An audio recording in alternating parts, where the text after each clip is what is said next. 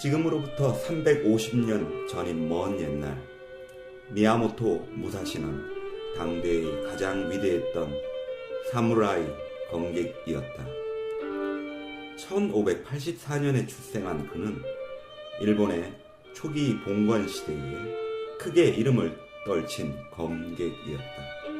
훗날 검술을 가르치는 학교를 설립하기도 했던 그는 13세에서 29세에 이르는 16년 동안 진검 결투에서 60명을 상대히 이긴 실력자였다.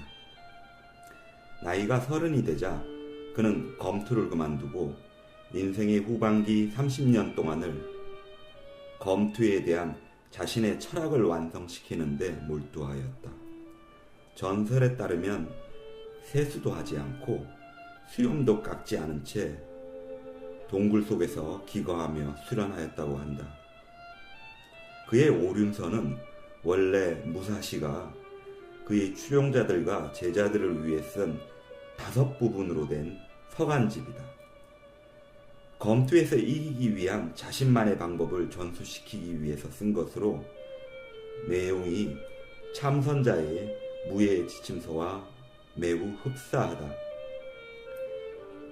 그러나 이 책은 상대를 검으로 죽이는 방법에 관한 것만 담는 것이 아니다. 무사시의 저술에 관해서는 전 세계의 많은 사람들이 지금도 연구를 계속하고 있다. 그 이유는 어떠한 형태의 경쟁 속에서라도 그 성과를 높이는 데 있어 필요한 값진 자료이기 때문이다. 무사시의 아이디어는 언제라도 경쟁에서의 승산을 당신 쪽으로 돌려놓을 수 있다. 또 그 내용을 속속들이 꿰뚫어 보면 일련의 중요한 원칙들을 도출해낼 수 있다. 이 원칙들은 항상 도전받고 있는 경영자들에게 특히 의미 있다. 좀 더 깊이 파고들면 무사시의 이 자그마한 책자는 경쟁에서 성공을 이끌어내고 그 가능성을 높이기 위한 실천적인 도구로 활용할 수 있다. 맡은 업무나 전문성에 관계없이 모든 사람들은 매일 어떤 형태로든 경쟁에 직면한다. 이때 중요한 문제는 당신이 그것에 대해 만반의 준비를 갖추고 있느냐는 것이다.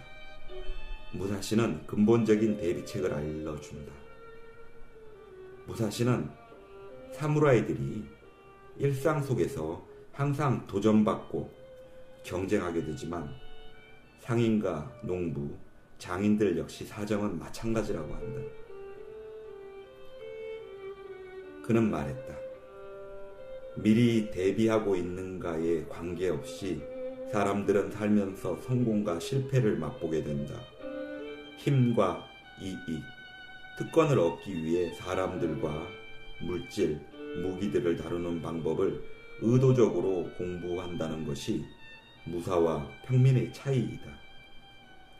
승리와 성공은 운명적으로 주어지거나 상대방의 실수 여부에 의해 좌우되는 것이 아니다. 이것이 바로 경쟁의 도를 배워야 하는 중요한 이유이다. 무사의 기본적 신조는 사무라이라는 단어의 원래 의미에서 찾아볼 수 있다. 이 단어는 봉사하다를 뜻하는 단어로서부터 파생이 되었다. 무사시 같은 무사들은 열정적인 헌신으로 주군을 섬겼다. 그 정도의 헌신으로 자신이 몸담고 있는 회사를 위해 경쟁에 슬기롭게 대처하는 기업의 경영자들과 사원들이라면 누구나 성공을 이끌어낼 수 있을 것이다. 오늘날 곳곳에서 벌어지고 있는 비즈니스는 본질적으로 당신이 고객과 시장, 자원을 확보하기 위해 항상 경쟁에 적극적으로 대처하기를 요구한다. 지금 당신이 읽고 있는 이것은 단순하면서도 직설적으로 경쟁에서의 승자가 지닌 마음과 정신을 표현하고 있다. 다시 말하자면 비즈니스에서 성공이 지닌 속성을 해부해 보인다. 그것은 항상 당신이 직면하는 불가피하고 필수적인 경쟁에 대비할 수 있는 지혜를 알려준다. 이 책은 현대적 용어와 간략한 사례들을 사용함으로써, 그리고 이제까지 개발된 최선의 전술들을 사용함으로써 경쟁에서 이길 수 있는 방법을 명확하게 설명해 준다. 여기에 나타난 원칙들을 이해하기만 한다면 당신은 강한 우월성으로 무장하여 경쟁에 나설 수 있다. 또 이런 우월성을 회사를 위해서는 물론이거니와 당신의 이익과 지위, 특권을 얻는 일에 사용할 수 있다. 무사시의 오륜서는 사무라이들의 검투에서 이기는 방법을 다루고 있다. 영화에서 볼 수 있는 검투에 관한 멋있고 화려한 내용은 하나도 없다. 상당히 개인적이며 무미건조하기까지 하다. 하지만 우리가 비즈니스에서 겪게 되는 많은 도전들도 화려함과는 거리가 멀지 않은가? 그것들 역시 매우 개인적이며 무미건조하다. 비즈니스는 화려하다라는 등의 조금이라도 비극적인 착각을 하게 되면 당신은 오히려 회사에서 쓸모없는 사람으로 취급당할 수도 있다. 검투에서의 상대와 마찬가지로 당신의 비즈니스 경쟁자들은 비록 부분적으로는 회사라는 베일 뒤에 숨겨져 있을지라도 실제로 이름과 얼굴, 자아를 가진 인격체이다. 게다가 그들은 비즈니스라는 이겨야 하는 게임에 열중하고 있다. 이 책은 비즈니스에 관련된 사람들 각자에게 이러한 치열한 경쟁 상황에서 필요한 직접적이고 치명적인 영향력을 발휘한다. 만약 당신이 무사시의 원칙들을 철저하게 이해하고 실전에 적용한다면 오늘날의 급속하게 변화하고 서로 얽혀있는 비즈니스 세계에서 성공할 수 있는 가능성은 더 많아질 것이다. 경쟁회사의 판매사원을 상대하든 동료를 상대하든 간에 그 싸움은 매우 중요하며 결과 또한 치명적일 수 있다. 비즈니스 거래는 회사끼리가 아닌 사람과 사람 사이에서 이루어진다. 다국적인 경쟁도 얼굴을 마주하고 버리는 협상으로 그 끝을 맺는다. 무사시가 살았던 시대의 검투는 한 사람만이 살아남고 나머지 한 사람은 죽거나 다쳐야 끝이 났다. 오늘날의 비즈니스에서도 이러한 개인 간의 경쟁에서 이겨야만 당신이 누릴 수 있는 번영과 특권을 얻을 수 있다. 경쟁자의 승리는 곧 당신의 패배이다. 그러므로 무사시의 전술을 잘 이해하면 당신이 정상에 오를 수 있는 기회는 훨씬 많아질 것이다.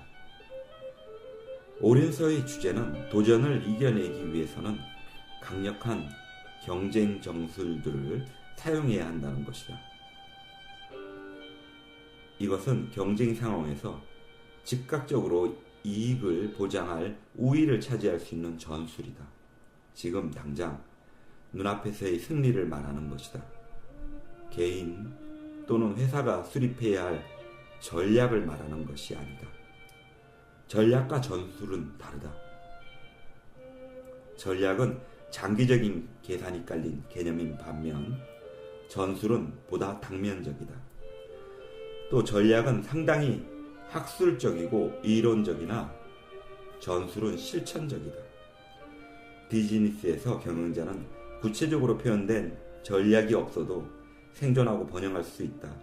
그러나 만약 순간마다 효과적인 전술을 사용하지 않는다면 경쟁에서 오랫동안 버텨낼 수 없다. 만약 당신과 당신의 조력자들이 눈앞에 닥친 싸움에서 깨져버리면 다음 단계의 비즈니스를 위해 엄청난 계획들은 아무 쓸모가 없게 된다. 장기적인 전략, 특히 세부 전술의 근간이 되는 전략이 중요하지 않다는 뜻은 아니다. 그러나 비즈니스의 세계에서 가장 극심한 경쟁적 상호작용 결과는 당연히 현 상황에서 더 좋은 전술을 누가 사용하느냐에 달려있다고 할 수 있다. 전술은 특수한 경쟁 상황을 헤쳐나가기 위해 고안된 프로그램과 행동으로 특정 요소와 지역적 조건을 근거로 삼는다. 따라서 무사시가 말했던 전술은 적절한 시기에 적절한 행동을 취하는 것이라 할 수 있다. 항상 변화하는 비즈니스 세계에서는 훌륭한 전술을 채택하는 것이 무엇보다 중요하다. 서론의 후반부와 제3부 비즈니스를 위한 전투 전술에서 얻은 사례들에서 볼 수 있듯이 전장에서 승리를 위해 효과적이라고 증명된 경쟁 전술들은 정확하게 이해되고 올바르게 적용되기만 한다면 비즈니스에 있어서도 당신에게 성공할 수 있는 힘을 주기 위해 채택될 수 있다. 일본의 경영자들에게 있어서 무사시는 오랜 친구이자 믿을만한 조언자이다. 지난 몇 세기에 걸쳐 그의 저술은 비즈니스의 중요한 참고 자료로 사용되어 왔다. 지난 50년 동안 일본의 경영자들이 효과적으로 사용해왔던 전략들의 상당수가 무사시로부터 나온 것이다. 봉건 영주들 간의 전쟁이 그치지 않았던 수세기 동안 일본의 무사들이 그의 전술을 연구하고 활용하였다. 사무라이 전통의 후계자라고 볼 수 있는 현대 일본 비즈니스맨 역시 경쟁적 여건을 분석하고 해결하기 위해 매일 무사시의 방법을 사용한다. 지난 50년 동안 특히 미국에서 경제적 힘을 얻기 위해 일본의 기업들이 무사시의 아이디어를 어떻게 사용해 왔는가에 대한 사례는 수없이 많다. 나는 서론의 후반부에서 미국 자동차 메이커들을 앞지르고 미국 자동차 시장이 상당 부분 일본의 영역이 된 전술들을 분석할 것이다. 이러한 전술들은 경쟁에서 성공을 위한 7가지 원칙들의 기초를 두고 있다. 무사시의 강력한 메시지를 이해하기 쉽도록 하고자 나는 이 책을 썼다. 오륜서를 문학적으로 훌륭하게 번역한 책들은 여러 권 있다. 그러나 문학적 번역으로는 현대의 독특한 여건, 특히 비즈니스 여건에서 그 아이디어의 의미와 실제 적용을 이해하기 어렵다. 일본의 역사와 문화에 관한 정보들이 부족하기 때문에 서구의 비즈니스맨들에게는 특히 어렵다고 생각한다. 그래서 이 책에서는 좀 더 빠른 이해와 실제 응용을 위한 간단한 해석을 사용하였다. 이 책은 경쟁에서 성공할 수 있는 원리들을 제공한다. 특히 비즈니스에서 생길 수 있는 모든 상황에서 이길 수 있는 무기들을 잘 사용할 수 있도록 당신을 훈련시킨다. 하지만 경쟁에서 이기기 위해 무사시가 효과적인 방법들을 사용할 생각이라면 당신은 우선 무사시가 권하는 대로 칼을 올바르게 줄 수 있어야 한다. 다시 말해 무사시 철학의 핵심을 파고들어 요체를 뽑아 가져야만 한다. 여기에 그렇게 할 수 있는 방법이 있다. 나는 그의 가르침을 7가지의 간결하고 직설적인 전술적 원칙들로 분류해 놓았다. 이 7가지 원칙들을 배우고 소화시키기 위해 짧은 시간이라도 할애한다면 당신은 무사시 철학의 요체 속에서 경쟁에서 이길 수 있는 전술을 뽑아낼 수 있을 것이다. 원칙 첫 번째는 정연한 유연성이다. 무사시의 첫 번째 원칙과 관련하여 내가 강조하고 싶은 것은 거물진 양쪽 손을 머리 위로 지켜들고 있는 무사의 이미지이다. 무사는 싸움이 시작되기를 기다리며 상대를 집요하게 지켜보고 있다. 자세는 공격적이지 않고 방어적이지도 않다. 내가 바로 정연한 유연성이라고 부르는 것의 요체이다. 무사시는 전술을 성공적으로 실행하기 위한 이상적인 자세를 물의 본성에 비유한다. 다음은 무사시의 말이다. 물은 정연하면서 동시에 유연하다. 물은 자체의 정체를 지니고 있으나 필요에 따라서는 주위의 여건과도 일치된다. 정연한 유연성은 무사시 검법 전체의 기본적인 철학적 교리이다. 그것은 준비와 관찰, 자세 잡기, 타이밍, 행동 준비로 구체화된다. 다시 말해, 실제 상황에서 필요하다면 무엇이든지 할 수 있는 준비가 되어 있어야 한다. 그는 관찰과 자세 잡기를 하고서 순간을 놓치지 않는다. 그러면서 주위 여건의 변화에 쉽게 대응한다. 적절한 시기가 될 때까지 행동을 취하지는 않지만 그가 일단 행동을 시작할 때는 움직임이 단호하다. 무사시는 다음과 같이 말한다. 정연한 유연성의 이상형은 무자세의 자세 잡기라는 개념으로 요약될 수 있다. 상대가 당신의 전술적 접근 방법을 알아차리게 되면 그는 당신을 물리칠 수 있다. 그러므로 지나친 정연함과 경직된 자세는 패배를 자초한다. 한편 정연함을 갖추지 못하면 모든 능력을 집중할 수도 없거니와 효과적인 공격을 취할 수 있는 시기를 맞출 수도 없게 된다. 이건 역시 패배로 이어진다. 유연성을 갖추고 균형 잡힌 정연함으로 장애물을 물처럼 돌아가라. 조건이 불리할 때는 천천히 움직여라. 올바른 길이 열렸을 때는 강력하게 움직여라. 개울물이 바다로 흘러간다. 물은 그 목표가 정연하다. 이 사실을 모두가 알고 있지만 어떻게 그곳에 다다를 수 있는지, 물은 그 접근 방법이 유연하다는 것을 누가 따라할 수 있는지, 자세가 아니라 승리를 생각하라. 정연한 유연성의 목적은 싸움에서 무사가 가장 적절한 기회 또는 대응책을 결정할 수 있도록 하는 데 있다. 다시 말해 무사가 상대에게 접근하는 방법이 정연하고 유연하다면 그는 성공 가능성이 가장 높은 곳에다 초점을 맞추고 전술을 수행하면 된다. 초점은 칼의 날과 같다. 그것이 전술의 효과적인 범위를 결정한다. 예리한 초점은 경쟁 여건에서의 성공의 절대적인 것이다.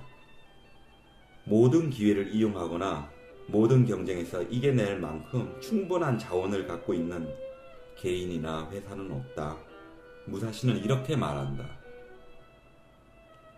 집중할 수 있는 능력은 경쟁을 해야 되는 상황에서 최대의 자산이다. 집중력의 진가를 알게 되면 상대방의 리듬을 느낄 수 있고 그의 행동에 대한 제어력을 유지할 수 있다. 상대의 접근 방법을 이해하고 적절한 시기에 적절한 장소에서 공격력을 자연스럽게 집중한다면 상대를 힘들이지 않고 물리칠 수 있다.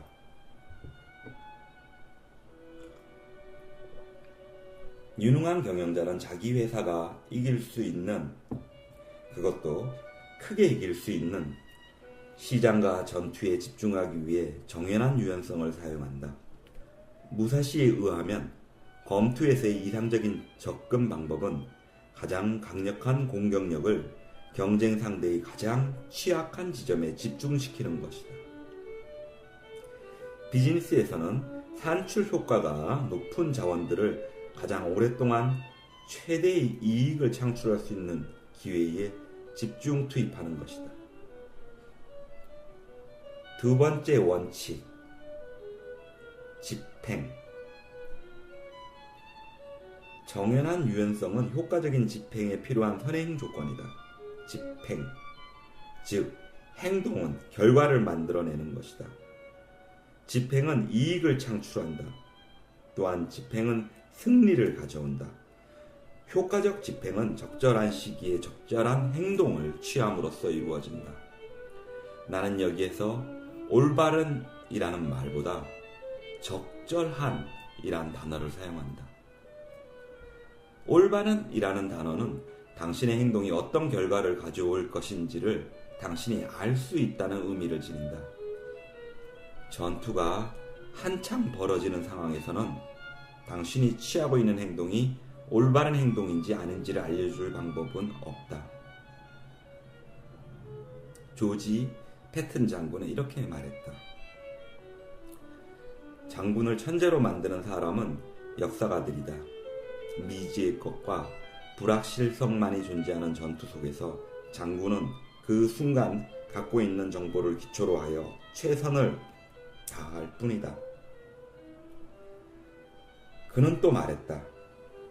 즉각 집행할 수 있는 좋은 아이디어는 다음 주에 집행될 10가지의 완벽한 아이디어와 같은 가치를 지닌다. 이 말은 전략적 기획과 전술적 행동 사이의 근본적인 차이점을 요약하고 있다. 집행과 효과적 행동의 기초는 훈련이다. 이에 대해 무사시는 다음과 같이 말한다. 기회가 올 때 행동하기 위해 대비하라. 이것은 용기와 인내, 정연함과 유연성, 양자를 필요로 한다. 유리한 순간을 감지하고 이익을 볼 수 있는 능력은 끊임없는 학습과 연습을 통하여 개발된다. 행동을 취하는 것과 관련된 중요한 주제들이 다음의 5가지 원칙들, 즉 자원, 환경, 마음가짐, 집중, 타이밍에 요약되어 있다. 세 번째 원칙, 자원. 자원은 상대와 당신이 싸움에 동원하는 자산과 기술이다. 다시 말하면 전술의 재료인 셈이다. 비즈니스에서는 사람, 공장과 시설, 금융, 평판이 자원에 포함될 수 있다. 그러나 모든 경쟁적 여건에서 가장 중요한 자원은 적기에 얻는 정확한 정보이다. 무사시는 다음과 같이 충고한다. 가능한 한 많은 곳에서 정보를 수집하라. 뒤집어 보지 않는 돌이 없도록 하라. 스파이와 조언자, 정보 제공자들을 활용하라. 적의 전략을 감지하면 그것을 깨뜨려 버릴 수 있다. 적의 위치와 움직임을 알면 불유쾌한 놀라움을 미리 막을 수 있다. 정보는 전술의 뼈대이다. 적이나 당신 자신 또한 여건에 대한 정보는 아무리 많아도 결코 해가 되지 않는다. 네 번째 원칙, 환경. 검투 또한 여타이 맞붙는 전투에서는 주위에 있는 것들과 지형, 기후 등을 환경이라고 할 수 있다. 비즈니스에서는 몇 가지 예를 들자면 시장 추세 및 구조, 경제적, 정치적 정세, 테크놀로지, 여론 등이 환경에 포함된다. 자원과 환경이라는 두 가지 요인이 경제적 여건이 조성되고 또 해결되는 보편적 터전을 마련하는 일에 작용한다. 무사시는 환경을 세심하게 분석하는 목적에 대해 이렇게 언급한다. 최초의 접근을 결정하는 것은 당신의 환경 평가에 달려있다. 상대의 힘이 문제의 핵심이다. 접근은 주위 여건으로부터 이루어진다. 이렇게 자문해보라. 경쟁적 여건에 대응하기 위한 자원과 환경, 자세가 주어졌을 때 공격적, 방어적, 중도적 접근 방법 가운데 어느 것을 택하는 것이 내게 더 유리한가? 특수한 자원 및 환경적 조건이 유리하게 주어지지 않는다면 접근을 시도하지 않는 것이 좋다. 5번째 원칙, 마음가짐. 싸움에서 내보이는 자신감은 훈련을 통해 연습해온 마음가짐이다. 당신은 그 순간의 실체를 예리하게 파악하여야 한다. 당신은 자신감 넘치고 능력이 있어야 하고 모든 것을 알고 준비를 갖추어야 한다. 두려워하거나 부주의해서는 안 된다. 무사시는 이렇게 말한다. 경쟁적 여건이 지속되는 동안 당신의 마음은 평소에 조절해 온 그대로 나타날 것이다. 매 순간 차분하게 기다리고 관찰하는 마음가짐을 갖도록 훈련하라. 사물을 있는 그대로 보라. 불시에 행동하려고 하지 말라. 감각기관을 열어두고 마음은 평온하게 가지며 정신을 똑바로 차리고 있어라. 모든 주의력을 결정적인 실체에 집중하여 확고하면서도 유연한 마음가짐으로 모든 도전에 대응하라.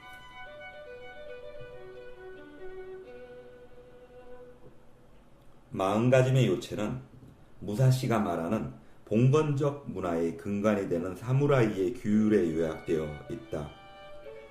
그 규율은 당신이 처한 상황에서 오로지 승리만을 생각하도록 가르친다. 만약 실패의 결과를 두려워한다면 당신은 실패의 가능성을 고려하기 위해 결심과 행동에 수정을 가하기 시작할 것이다. 실패가 하나의 선택이 되어서는 안 된다. 무사시는 말한다. 만약 실패의 가능성을 생각하지 않고 목표를 향해 단호하게 나아간다면 별로 쓸모없는 사람조차도 가치 있는 사람이 된다. 사무라이의 규율에 따르면 두려움은 당신이 만날 수 있는 가장 큰 적이며 그것은 실체를 가진 적보다 훨씬 큰 위력을 지닌다. 당신 자신의 두려움은 위험과 불명확한 실체를 확대시킨다. 그러나 두려움은 당신의 감정과 인식 안에서만 존재한다. 그것은 당신의 마음을 벗어나 객관적 실체를 갖는 것이 아니다. 당신이 두려워하느냐, 그렇지 않느냐는 당신이 결정할 선택이다. 그리고 당신의 선택은 주어진 상황을 바꾸지 못한다. 그러므로 싸움에서 이기려면 상황을 정확하게 평가하고 자신있게 행동하라고 무사시는 충고한다.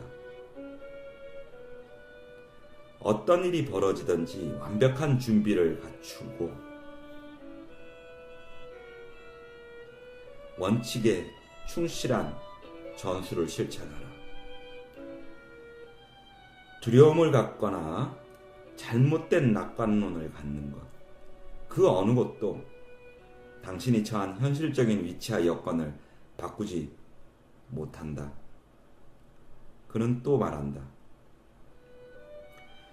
싸워서 헤쳐나가야 하는 밀림에서 호랑이를 만났다면 그것은 단지 호랑이일 뿐이다. 눈을 크게 뜨고 정신을 조용히 가다듬고 있으면 당신은 보다 좋은 기회를 잡을 수 있다. 6번째 원칙, 집중. 어떤 상황에서든지 효과적인 전술이 있고 그렇지 못한 전술이 있다. 무사시의 말을 들어보자. 효과적인 전술은 취약 부분의 힘을 또는 기회의 자원을 집중시킨다는 원칙에 바탕을 둔다. 당신이 직면하는 적, 즉 모든 도전은 그것이 경쟁 상대이든 경쟁 회사이든 또는 당신 회사 내부의 변화와 혁신이든지 간에 당신이 적절하게 주의만 기울이면 활용할 수 있는 취약점이나 기회를 지니고 있다. 그는 말한다. 집중은 당신의 자원을 특정 여건이나 위협에 내포되어 있는 취약점이나 기회를 포착하는 데 가장 효과적으로 활용될 수 있다. 7번째 원칙, 타이밍. 전쟁과 비즈니스, 정치에 관한 역사를 공부한 다음 나는 경쟁에서 행동의 타이밍이 성공에 가장 결정적인 역할을 하는 요소라는 결론을 얻었다. 무사시는 항상 타이밍과 리듬의 중요성을 강조한다. 적절한 순간에 행동을 취하는 것이 가장 좋은 기회를 보장한다. 그는 다음과 같이 말한다. 경쟁에 휘말리게 되면 너무 빨리 움직여서도 안 되고 너무 늦게 움직여서도 안 된다. 치명적인 것은 속도 그 자체가 아니라 리듬과 타이밍이다. 적절한 순간은 당신이 적절한 전술이 유리한 쪽으로 전개되는 시점이다. 집중과 타이밍은 함께 작용한다. 사고와 자원을 적절한 순간에 집중하지 않는다면 당신의 전술은 실패할지도 모른다. 지금까지 7가지 원칙들은 무사시 철학의 핵심적인 원칙들이다. 그가 전하고자 하는 메시지의 중심이며 결투에 사용할 칼의 손잡이이다. 그것들은 무사시가 일러주는 여러 가지 주제들을 체계화하는 데 기본적인 틀이 된다. 이제 여러분들이 이것을 들을 때 항상 이 원칙들을 기억하라. 그것들은 당신의 이해를 돕는 도구가 될 것이다. 무사시의 원칙들이 갖는 진정한 가치는 그것들을 경쟁에서 이기기 위해 사용할 때 알아볼 수 있다. 비즈니스와 군대의 역사는 성공적인 경영자와 장군들이 성공하기 위해 무사시의 원칙들을 어떻게 사용하는가를 보여주는 사례들로 가득 차 있다. 이 책의 후반부에 비즈니스를 위한 전투 전술에서 나는 무사시의 개념들을 적용해 성공을 거두었던 몇몇 위대한 경쟁자들을 다루었다. 이들은 전술과 전략을 무사시의 아이디어와 명확하게 연결시키기 위해 나는 이들이 사용한 것들을 7가지 원칙들을 안내 표지로 분석할 것이다. 그러면 일본 자동차 회사들이 미국 자동차 시장의 침투에 성공하기 위해 이 7가지 원칙들을 어떻게 사용해야 하는가를 한번 알아보도록 하자. 시장 지배를 위한 일본의 전술들을 알아보도록 하겠습니다. 제2차 세계대전 이후 국가 재건 시기에 활약했던 일본 경영자들의 성공은 무사시의 개념을 이해하는 것이 경쟁에서의 성공에 강력한 기초를 제공한다는 나의 신념을 더욱 확고하게 해주었다. 일본은 대부분의 원자재를 수입해야 했으므로 제품을 가공하거나 높은 이윤을 창출할 수 있는 테크놀로지를 갖는 수출업자가 되어야만 생존하고 번영을 누릴 수 있었다. 따라서 전 세계적으로 경쟁력 있는 생산기지를 만들고 제조공법을 세계적 품질 수준으로 향상시키는 것이 일본 기업들에게는 생사가 달려있는 문제였다. 일본 기업의 경영자들은 그 임무에 주눅이 들지 않았다. 에드워드 데밍, 시게오 신고 등 여러 사람들이 생산 작업 및 조직 관리 향상을 위해 계량적, 통계적 분석을 통한 매우 효과적인 방법들을 가르쳐주기 시작했을 때 일본 경영자들은 세계 시장에서 성공적으로 휘두를 수 있는 일종의 경쟁력 칼을 손에 쥐게 되었음을 깨달았다. 당시 미국의 경영자들은 생산 제품의 디자인, 생산 기술 및 품질 개선에 미치는 통계적 분석의 힘을 무시하고 있었다. 일본의 기업들은 무사시의 철학을 응용하여 경쟁자들을 물리치는데 칼을 사용할 수 있는 능력을 왕전무결하게 갖추었다. 그리하여 그들은 싸움에서 이기고 있었다. 역사적으로 볼 때 일본의 산업이 수행한 대부분의 전투들은 3단계로 나눌 수 있다. 각 단계에서 집행과 관련된 5가지 요소들, 즉 자원, 환경, 마음가짐, 집중, 타이밍의 정연한 유연성과 결정적인 주의력 집중을 원용했다. 첫 번째 단계, 테크놀로지 모방과 인적 훈련. 싸움의 첫째 단계에서는 정연한 유연성의 원칙이 전술에 강력한 영향력을 미쳤다. 일본 사람들은 시초에 산업 테크놀로지와 소비자 태도에 관한 정보를 수집하는 조직적인 방법으로 시장에 뛰어들었다. 그들은 관찰하고 연구하고 실험하고 배웠다. 이것은 비즈니스에 있어서 정연한 유연성의 요체이다. 일단 믿을 만한 정보를 얻자 그들은 이익을 가장 많이 낼 수 있는 방향으로 나아갔다. 무사시는 다음과 같이 가르친다. 행동의 선택에 제약을 받지 않고 조직적이고 훈련된 방법으로 경쟁적 도전에 접근할 수 있도록 당신의 조직을 정립하라. 전반적인 여건은 알아보기 쉽지만 결정적인 세부 사항들은 그렇지 않다.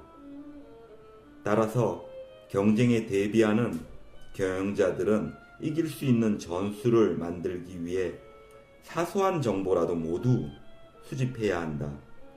자그마한 모델을 바탕으로 거대한 입상을 만들듯이 진실하고 정확한 주변 여건의 평가는 승리의 근원적 요인이다.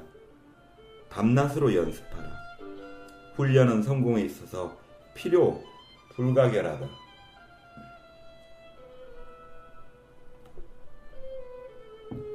일본 기업들은 전투를 개시하기 이전 그리고 그 도중에 집행과 관련된 요소들, 즉 자원, 환경, 마음가짐, 집중, 타이밍을 세심하게 고려했다.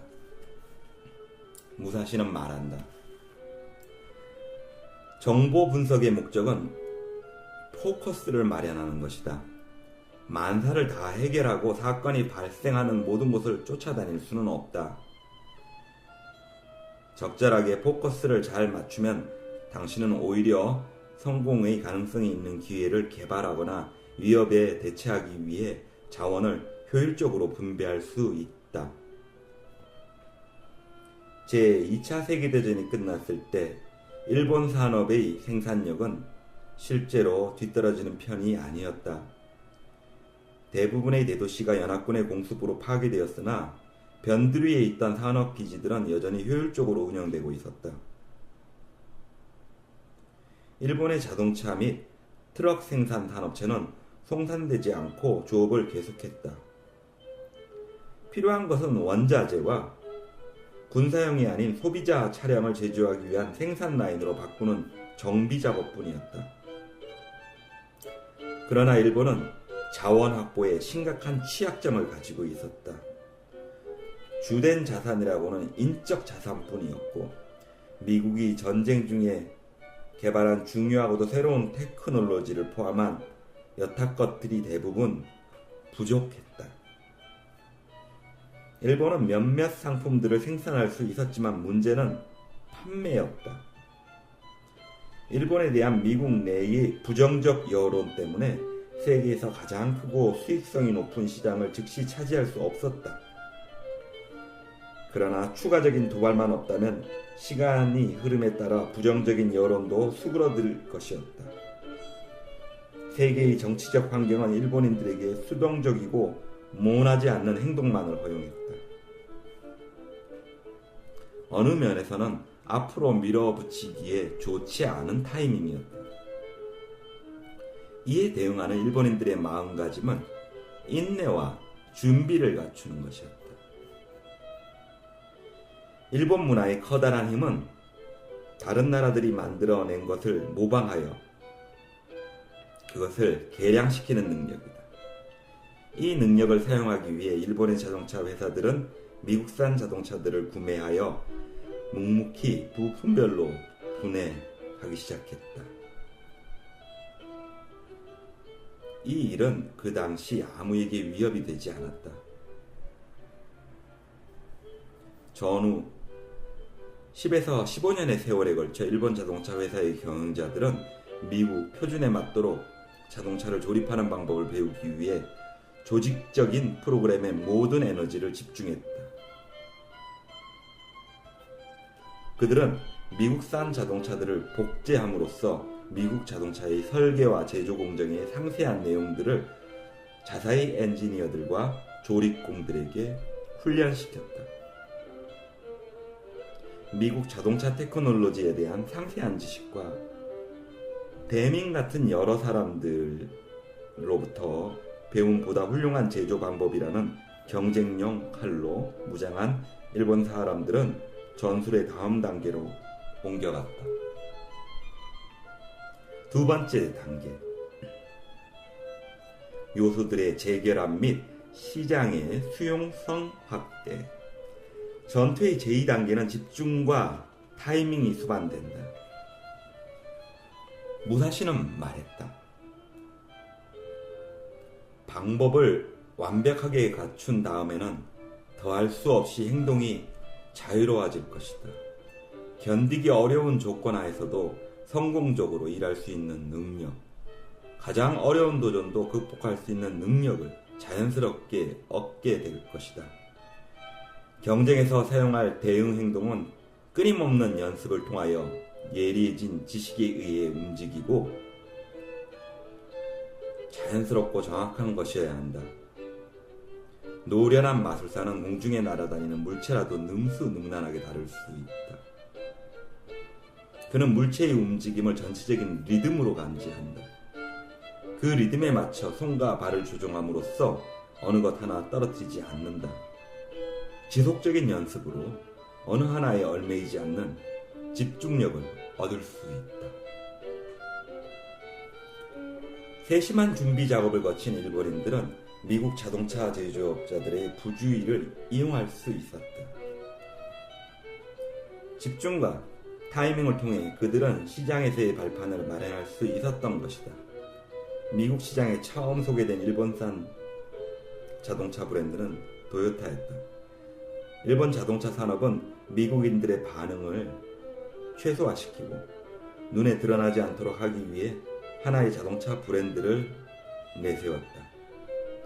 최소한 눈에 띄지 않게 함으로써 미국 내 경제진들의 보복적인 선제 공격 가능성을 줄여나갔던 것이다. 미국 시장에 진출한 도요타 자동차는 소형의 보통차였다. 미국 자동차에 비해 저마력이어서 처음에는 별 관심을 불러일으키지 못했다. 오히려 일본산 제품들은 일반적으로 품질이 좋지 못하다고 알려져 있었다. 캘리포니아와 그 밖의 서해안 시장에서 수용되기 시작한 컴비네이션을 발견하게 될 때까지 도요타는 다른 제품과 옵션을 실험해 보는 일에 모든 노력을 집중했다. 적절한 시기가 되자 몇몇 일본 자동차 제조업자들이 미국으로 들어왔다. 도요타는 교두부를 확보하고 강화 작업을 진행하고 있었다. 일본산 자동차들이 미국 전역으로 퍼져나가기 시작했고 미국 회사들로부터 상당한 시장 점유율을 빼앗았다. 시간이 오래 걸리기는 했지만 일본산 자동차들이 믿을 수 있고 그리 비싸지 않는 교통수단이라는 평판을 확고하게 얻었기 때문이다. 1970년대의 석유 위기 또한 이 과정에 도움이 되었다. 일본의 3대 자동차 회사들이 미국 내에서 성공적으로 시장을 확보하자 전술의 제3단계를 시작할 수 있는 무대가 마련되었다. 제3단계 품질 대 가격의 비율 증대와 시장 지배. 지금도 계속되고 있는 제3단계에서 일본 자동차 메이커들은 방어적 전술에서 공격적 전술로 전환했다. 공격적 전술은 취약점에 힘을 집중시키고 상대가 제공하는 기회를 활용할 때 가장 큰 성공을 거둔다. 무사시는 다음과 같이 말한다. 단호한 결심을 그대로 유지하라. 우위를 점하기 위해 항상 노력하라. 모든 기회를 의욕적으로 철저하게 추적하라. 스스로에게 엄격하고 흔들리지 말라. 적에게 휴식을 허용하지 말라. 이 아이디어는 경쟁자가 무너지도록 유도하는 것이다. 시간이 흐르고 리듬이 깨지면 모든 사물이 무너진다. 적의 리듬을 감지하는 것이 중요하다. 상대의 리듬이 나빠지면 깨지기 쉽다. 상대가 리듬을 회복하면 다시 공격할 수 있다. 모든 싸움에서는 이길 수 있는 기회가 한 차례 있다. 상대가 서 있는 자세에서 기력이 빠지거나 균형을 잃게 되는 것이 당신에게는 기회다. 이 순간에 공격하도록 대비하라. 상대가 공격당하기 쉬운 순간에 모든 정력을 집중해 공격해야 한다. 당신의 공격이 직접적이고 강력하도록 만들어라. 상대가 완전히 회복 불가능하거나 싸움을 지속할 수 없을 만큼 적을 공격하라. 싸움을 할 때는 이기려고 싸운다는 것을 기억하라. 부지하거나 야무지지 못한 어리석음으로 인해 적에게 기회를 허용하지 말라. 일본 자동차 제조업자들은 자기네 자동차의 혁신적인 특성들과 옵션들을 제공함으로써 품질 대 가격의 비율을 지속적으로 증대시키고 있다. 미국산 자동차들은 이러한 특성들과 옵션들을 갖추지 않고 오직 값비싼 모델 출시에만 관심이 많았다. 어느 정도의 신뢰성과 특성을 전제로 했을 때 일본산 자동차의 가격은 미국산 자동차보다 상대적으로 낮았다. 일본인들은 두 가지 명백한 힘을 이용했다. 첫째는 자기네 제품이 미국산 제품보다 일반적으로 더 낫다는 것과, 둘째는 외환시장에서 일본 엔화의 대달러 환율을 계속 약화시킴으로써 일본산 제품의 가격을 상대적으로 낮춘 것이었다. 이러한 힘들이 미국산 자동차 산업의 취약점을 공격하는 데 집중되었다. 렉서스가 소개될 때까지 일본산 자동차 모델들은 중간층의 미국산 자동차들과 가격면에서 경쟁하고 있었다. 렉서스는 고급차 시장을 겨냥했다. 뒤를 이어 아큐라, 인피니티가 재빨리 등장했다. 이 콤비네이션으로 시장 지배가 가능해졌다. 일본산 고급차는 전 세계적으로 메르세데스를 포함한 어느 저가의 고급차보다 경쟁적 우위에 서 있다. 가격으로만 경쟁할 수 있는 미국산 고급차보다 나은 위치를 확실하게 차지하고 있는 것이다. 이러한 전술의 단계는 앞으로도 계속될 것이다. 미국의 자동차 메이커들도 이에 대응하며 부분적인 성공을 거두고 그것을 또 따라하기도 했다. 적어도 급격하게 시장 점유율을 잃은 듯해 보이지는 않는다. 그러나 아시아를 휩쓴 경제 위기로 인해 1998년도에 일본 엔화에 대한 미국 달러화의 강세를 고려할 때 일본산 자동차들은 동일 수준의 품질과 특성을 가진 자동차들 가운데에서는 가격면에서보다 유리해지고 있다. 나는 일본 자동차 메이커들이 이 시장에 그들의 유리함을 밀어붙이라고 예상한다.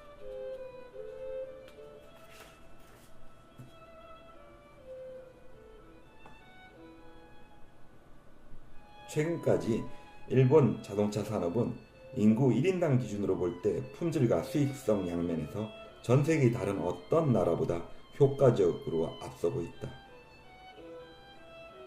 뛰어난 품질 제조와 지속적인 공정 혁신이라는 경쟁력화를 사용하는 무사시의 경쟁 접근 훈련과 체계가 적극적인 통화가치 관리가 결합된 것이다. 그래서 패배의 잿더미에서 일어나 세계적 경제대국의 하나가 되는 힘과 집중력을 일본에게 안겨주었다.